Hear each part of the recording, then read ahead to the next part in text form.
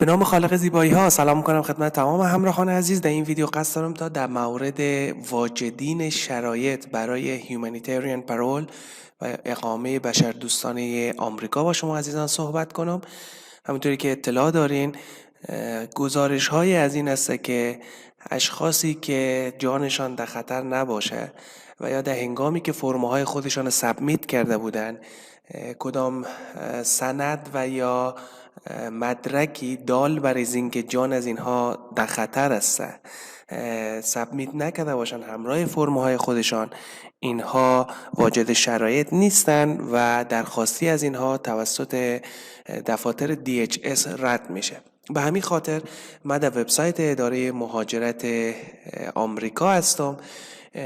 در این وبسایت اشخاصی را که واجد شرایط هستند و از او جمله 30,000 داوطلب و یا درخواست کننده‌ای که فرم‌های خودشان را در دفاتر DHS سبمیت کردن و یا تسلیمی دادن، اینها یک اطمینان برای از این اشخاص دادن که اگر شما در بین از امون 30,000 نفر هستین، درخواستی شما به احتمال زیاد تایید میشه. حالا ببینیم که این اشخاص چه اشخاصی هستن. خب ما وقتی که در قسمت eligibility بیام، بسیار واضح و روشن این موضوع بیان شده که اشخاصی که در این کتگوری ها هستن، این اشخاص به احتمال بسیار زیاد اگر برای هیومانیتریان پرول و یا اقامه مشروط آمریکا درخواست دادن و یا درخواست بدن، درخواستی از اینها تایید میشه. خب من یک به یکی از اینها رو به خوانش میگیرم. اعضای فامیل سیتیزن های آمریکا، برای مثال این اعضای فامیل میتونه همسرشان باشه و اطفال زیر 21 سالشان، اولاد زیر 21 سالشان که ازدواج نکرده باشه و پدر و مادرشان. یعنی شما اگر از اعضای فامیل یکی از سیتیزن های آمریکا هستید، شما به احتمال زیاد درخواستیتان در صورتی که برای هیومانیتریان پرول اقدام کرده باشین، درخواستی شما تایید میشه. دوم، اعضای فامیل اشخاصی که اقامه دائم آمریکا را دارن که شامل همسر و همچنین اطفال و یا اولاد زیر 21 سال که ازدواج نکرده باشند، در صورتی که شما هم برای از همین اقامه مشروط درخواست بدین، درخواستی شما تایید میشه. البته تفاوتی که بین سیتیزن ها و اقامه دائم است این است که کسانی که اقامه دائم دارن پدر و مادر خودشان دیگه دعوت کردن نمیتونن و با خود به آمریکا انتقال دادن نمیتونن. علاوه بر از این دو کاتگوری، اشخاصی که در سفارت آمریکا کار میکردن در افغانستان و همچنین اعضای فامیل از اینها که بازم شامل همسر و همچنین اولاد غیر ازدواج کردگی زیر 21 سال باشه، شما هم شامل از این کاتگوری هستین. کسانی که یعنی ببینید واضح این موضوع بیان کرده و من در ویدیوهای قبلی هم بیان کردم، ولی بعضی از اشخاص اینها را نادیده گرفته بودن و برای اقامه مشروط درخواست داده بودن و فعلا درخواستی ها در حال رد شدن است. پیام ها، کامنت ها میاد که حالی ما چی کار کنیم. ببینید شما در حدود $557 یا $575 شما پیسه پرداخت کردین. در صورتی که تاییدیه شما رد شود یا درخواستی شما رد شود، این پیسه دیگه به شما برگشتنده نمیشه و این پیسه سوخته میشه.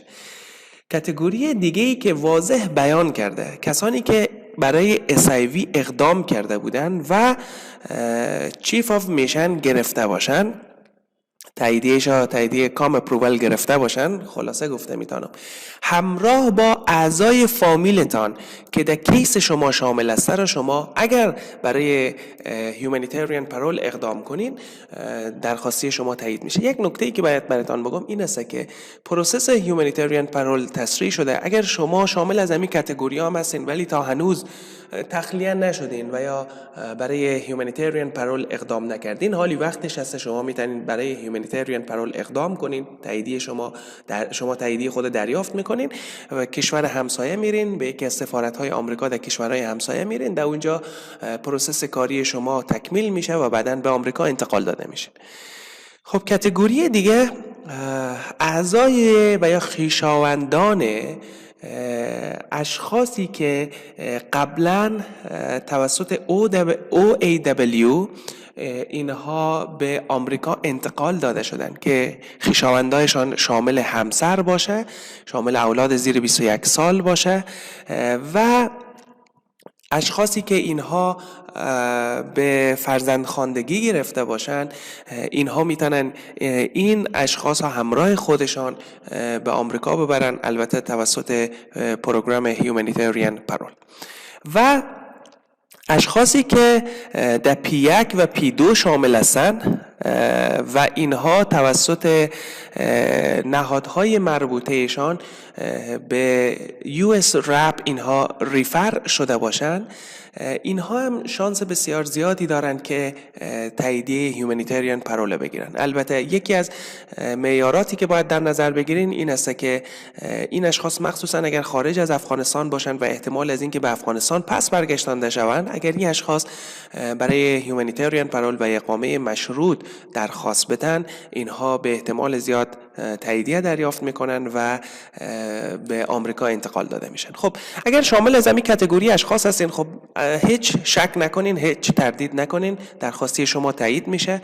بعدن شما باید به یکی از کشورهای همسایه برین و در اونجا پروسس کاریتان تکمیل میشه، با آمریکا میرین. اگر تا حالا شامل از همین کاتگوری اشخاص هستین، تخلیه نشدین، تا حالا در این پروگرام خود شامل نکردین، شما چگونه میتونین خودتان رو شامل کنین؟ شما باید فرم‌های را خانه‌پری کنین که شامل فرم I-131 هسته که این فرم برای هر یک از اعضای فامیلتان به صورت جداگانه خانه‌پری میشه. فرم I-134 هسته. البته من ویدیوهای خانه‌پری از این فرم‌ها و شرایطش را قبلا ذکر کرده بودم که چگونه باید خانه‌پری کنین و به کجا سابمیت کنین. و این فرم‌ها رو بعد از اینکه خانه‌پری کردین، شما اگر داخل افغانستان هستین میتونین این پروسه رو تکمیل کنین. یعنی شما بعد از خانه‌پری از این فرم‌ها رو پرینت میکنین، فرم‌ها امضا میشه، فرم‌ها از طریق پست به دفاتر DHS ارسال میشه و یا فرم‌هایی را که امضا کردین اسکنش ها شما برای یکی از اعضای فامیلتان در آمریکا میفرستین. اینها به دفاتر DHS تسلیمی میدن، فیسش را پرداخت میکنین. اگر توانایی پرداخت فیس را ندارین، شما باید یک فرم دیگه هسته برای فی ویوینگ هسته، شما اون فرم رو خانه‌پری میکنین. بعد دفاتر DHS تصمیم میگیره که آیا فیس برای شما کاهش بده و یا نده بر اساس توضیحات و تشریحاتی که شما برای از اینها دادید. یک چک لیست هسته که شما این چک لیست رو باید در همه جا مطالعه کنین.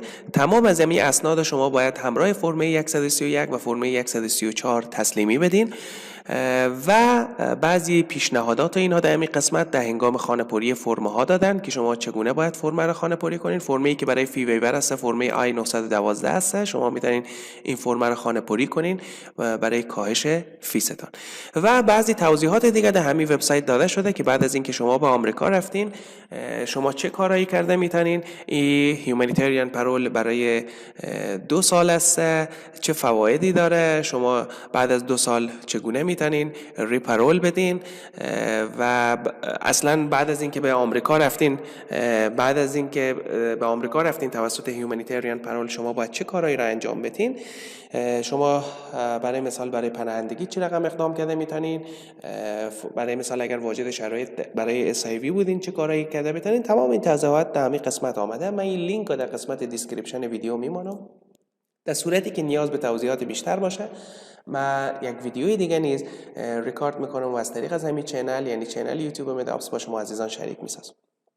اگر مایل هستین تا در مورد اخبار جدید مهاجرت، ویزا، پناهندگی و فرصت‌های تحصیلی اطلاعات کافی را حاصل کنین و خودتان شامل از این پروگرام‌ها بسازین، شما میتونین چینل یوتیوب مدابس سابسکرایب کنین تا از این اخبار جدید آگاه شین.